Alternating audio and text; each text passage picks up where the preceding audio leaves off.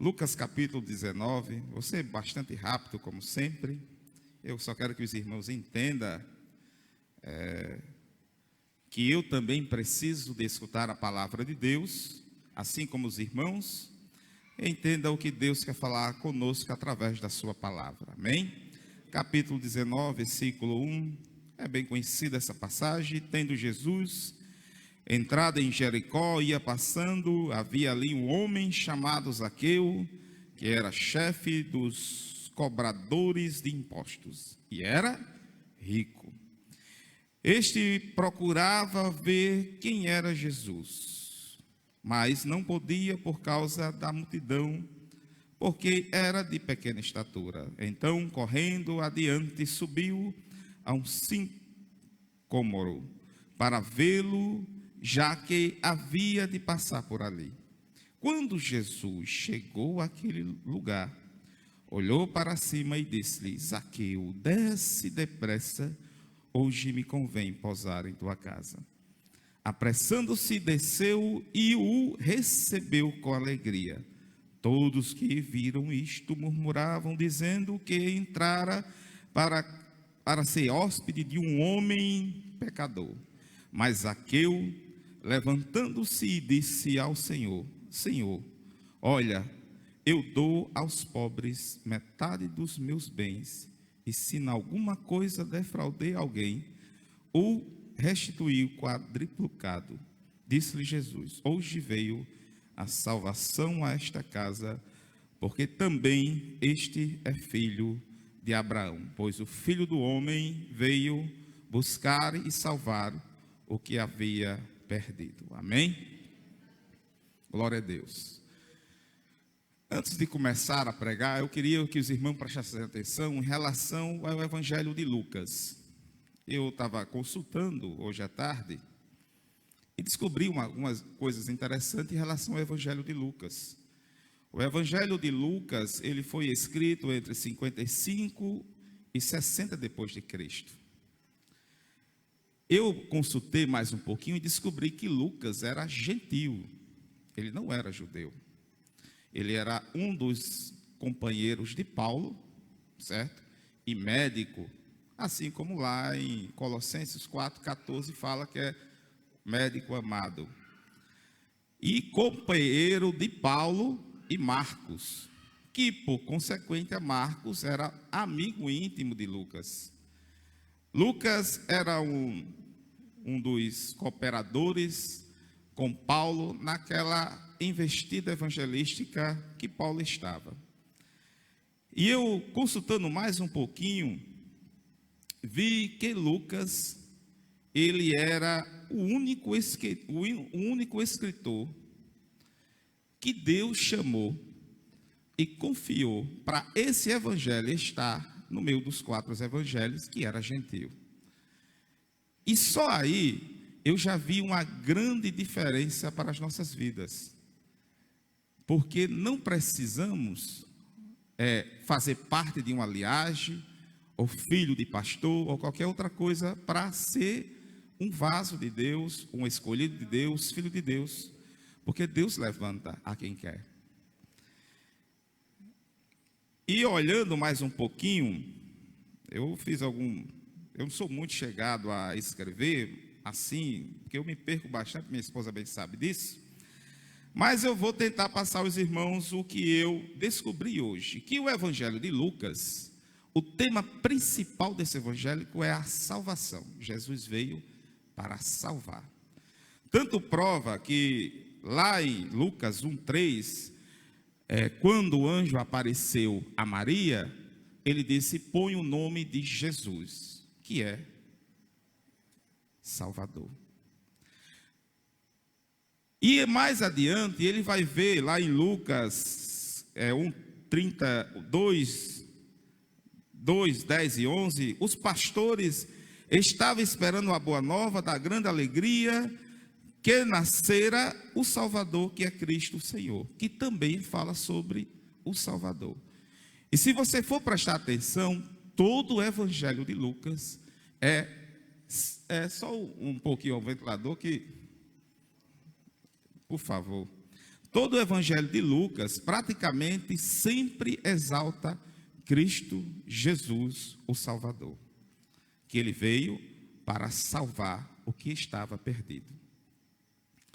Lá em Lucas, e outra coisa também, a primeira pronunciamento que Jesus fez no templo, ele falou sobre ele como redentor. Ele veio para redimir o seu povo, ou seja, para salvar.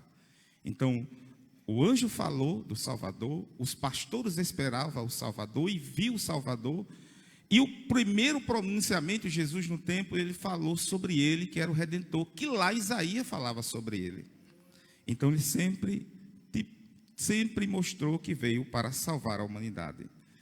Se você veio, ele veio para salvar dos espíritos malignos, que lá em 4:33 a 36, veio para salvar das enfermidades severas, da lepra, que lá está em Lucas 5, 12, 13, enfermidades 4, 38, 40, depois vocês vão olhar aí, mas eu queria que você entendesse para me chegar até o que eu quero que os irmãos entendam. Ele veio salvar o homem das consequências do pecado, está em 5, 20 e 26. Veio salvar da morte, que é o filho da viúva de Naim, que é a história muito conhecida, que é 7, 12 a 17. Das coisas naturais, que era a tempestade que ele teve naquela hora, que era 8, 22 a 25, e da fome, que é justamente da multiplicação dos pães, dos peixes. Ele veio também salvar o homem da fome. Então, o evangelho de Lucas, ele enfatiza muito Cristo, o Salvador. Amém? Os irmãos estão entendendo? E ele também enfatiza como o Salvador universal, no sentido universal, para as pessoas de todas as idades e condições, para judeus. Se você for prestar Lucas, está aí 1, 13, 2 e 17. Samaritanos, de 9, 51 a 56. Pagãos, 2, 32 e 3, 6, 38. Depois os irmãos vão ver no vídeo aí. E os publicanos, que é onde a gente vai chegar, pecadores e desprezados, que está em 7, 37, 50. Respeitáveis, pessoas também respeitáveis, ele também vem salvar os pobres e os ricos. Então Jesus veio salvar. E eu louvo a Deus por isso. Porque nem eu e nenhum de nós merecemos a tal salvação. Eu posso dizer que eu fiz me lembrar agora que quando eu era pequenininho, eu estava em tormento porque a minha mãe era macumbeira.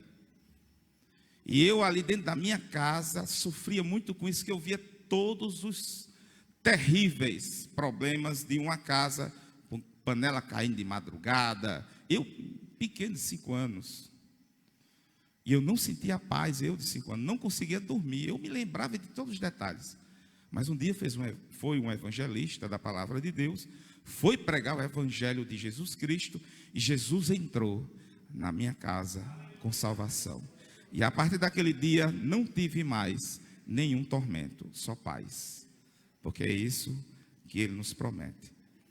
E interessante que também, no tópico da salvação, o Senhor exortou urgentemente aos ouvintes também. Veio para salvar e não destruir. Quem recusara ser salvo por ele, teria um terrível sofrimento a sofrer contra si mesmo. Que lá está em 19, 27, 41 e 43. Então, o Evangelho de Lucas, ele veio e ele escreveu no intuito de mostrar ao mundo e aos gregos de antigamente que Jesus veio para salvar. Amém? Interessante que, se você prestar atenção, ele também relata o começo e o final até Jesus chegar em Jerusalém. E que, se você for prestar atenção e ligar um pouco com o Velho Testamento, você vai entender que o povo saiu do Egito, depois caminhou até chegar na terra prometida, Canaã. E Jesus fez esse percurso até chegar em Jerusalém para consumar a obra que Deus tinha com ele. dizer que está tudo consumado e começar a obra do Espírito Santo de Deus. E quando Jesus passava por aquele lugar, não anotei isso, mas eu vi e lembrei agora que quando Jesus passava para aquele lugar, e quando a gente lê que Jesus esteve aqui como homem, como carne, depois foi morto e ressurgiu ao terceiro dia, e hoje está entre nós, vivo, através do seu Santo Espírito e Ele mesmo. Então, Ele fez uma grande promessa no passado. Primeiramente, Ele veio Deus falou aos homens através dos anjos, fez o templo, o tabernáculo, falou também através do tabernáculo, e lá na frente, o próprio Deus se fez carne e habitou entre nós para falar diretamente com nós, com os seres humanos naquele tempo.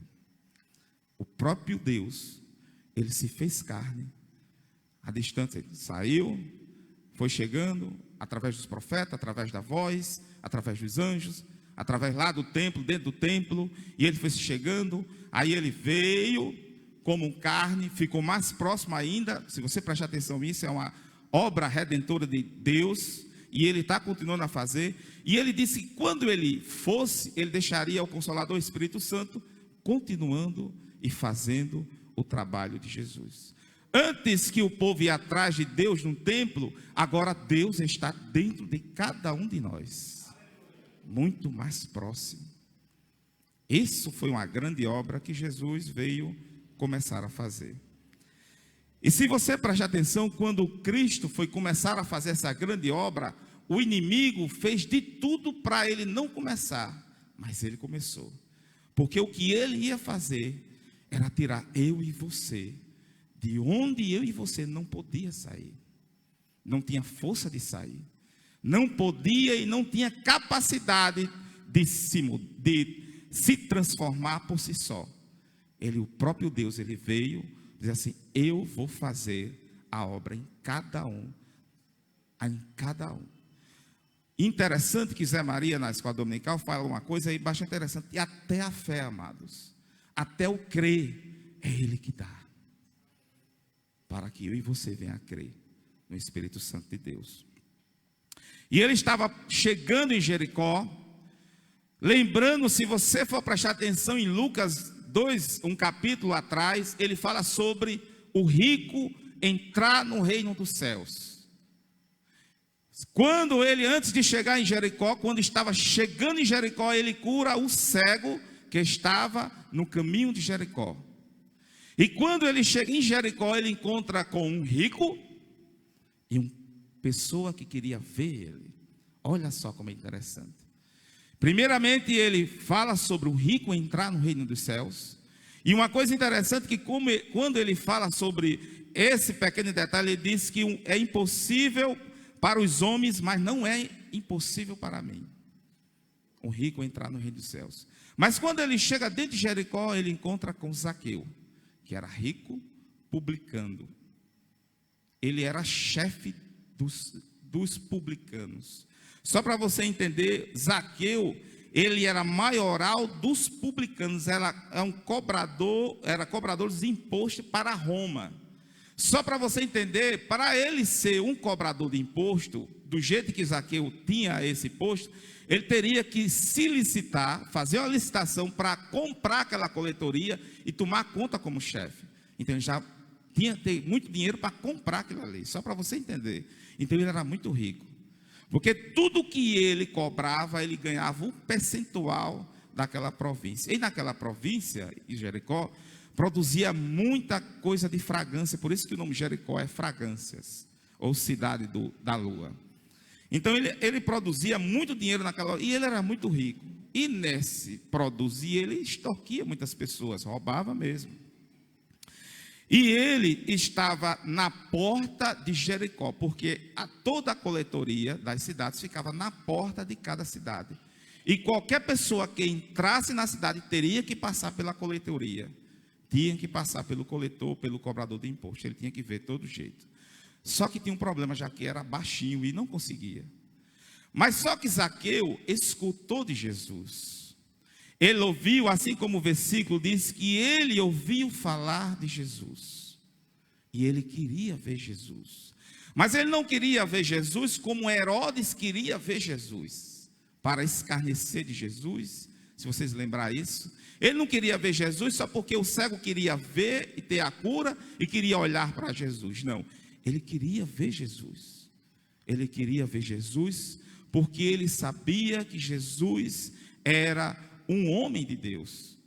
Porque a notícia corria e chegou até Zaqueu. E ele subiu naquela árvore, e quando ele subiu na árvore, Jesus ia passando por debaixo da árvore, e olhou para cima e disse: Zaqueu, desce depressa, que eu quero posar em tua casa. Zaqueu não conhecia Jesus, ouviu falar de Jesus. Ninguém falou de Jesus a Zaqueu, mas Zaqueu foi chamado pelo nome. E a primeira lição é que Deus sabe de tudo. Ele sabe o seu nome, sobrenome, apelido, sabe de tudo. Jesus, ele sabe o que você pensa, o que você sente, ele sabe de todas as coisas. Ele até a palavra diz que antes que eu e você falasse, ele já está sabendo de tudo. Quando Samuel foi ungir a Davi, queria olhar pelos olhos dele, mas Deus não quis deixar, porque o ser humano não vê como Deus vê, e Deus vê o coração do homem mais íntimo. E Deus vê tudo, amados. Ele sabe o que eu e você está pensando em fazer ou querendo fazer. Ele sabe se você está lá no seu coração intentando mal contra alguma pessoa.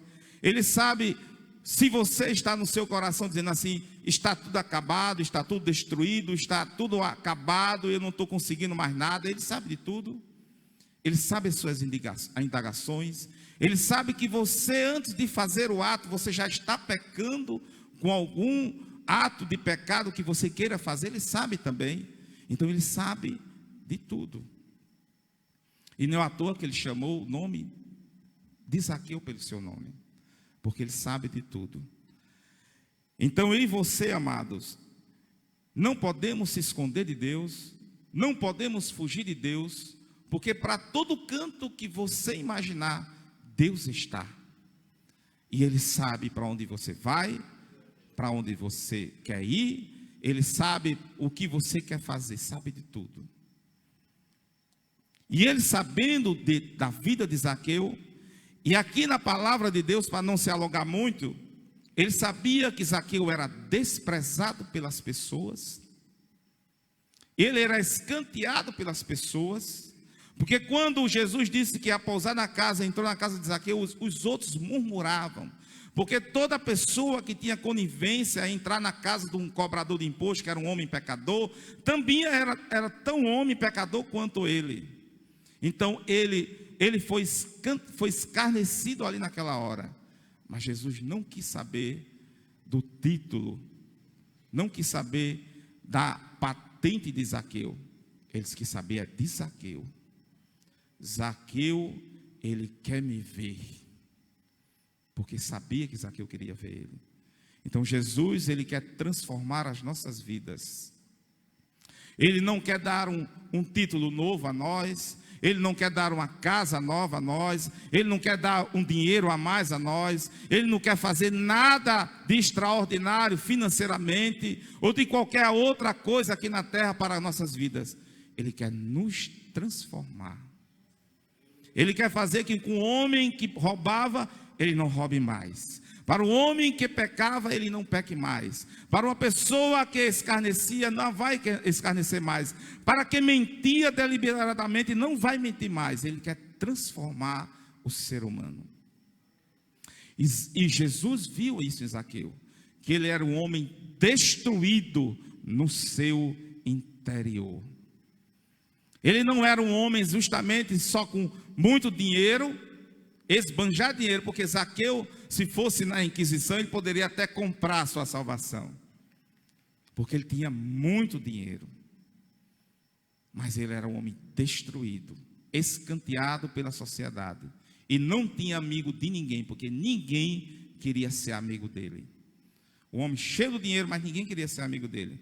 Mas Jesus teve um encontro com Zaqueu, porque ele, como disse o Evangelho de Lucas, ele veio para salvar a humanidade.